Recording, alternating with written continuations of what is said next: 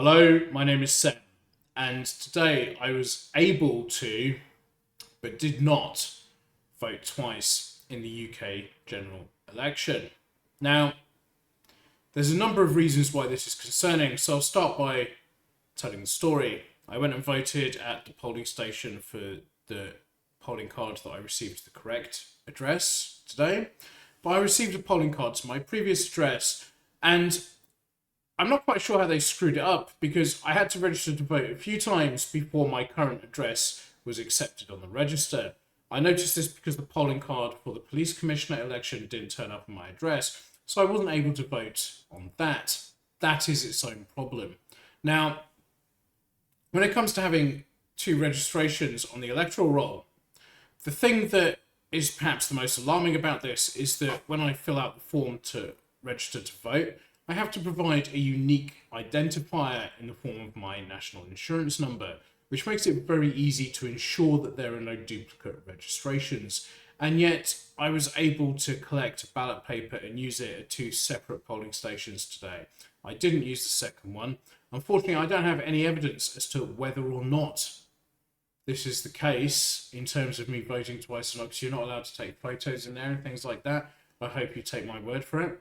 I did record the two different registration numbers that we used.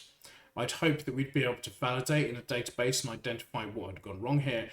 And like I said, because I gave a unique identifier when I registered to vote, this shouldn't be possible.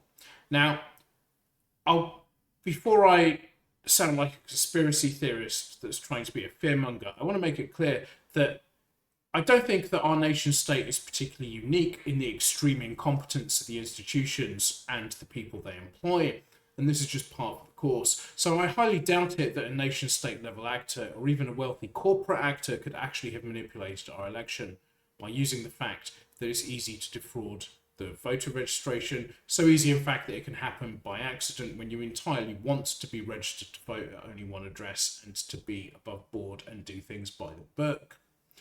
But, well, it's still kind of sad because this is really easy to avoid.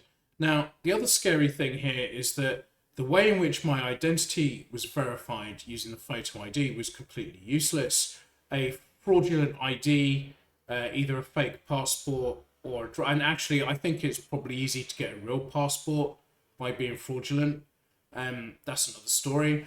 But the driving license numbers were not checked against the DVLA database. My passport number was not verified. There was no actual checking that these IDs were real.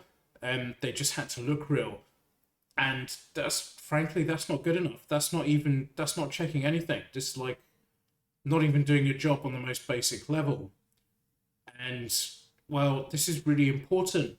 It's incredibly important. This is the way that we enact the right of self-determination in this country, the foundation of all freedom. It should be taken seriously. It should be done to a level of diligence where you can at least hope that fraud could be detected. And again, I want to reiterate the fact that I do not believe that any of the serious nation state level actors or large wealthy corporate actors would actually have the competence to be able to manipulate the system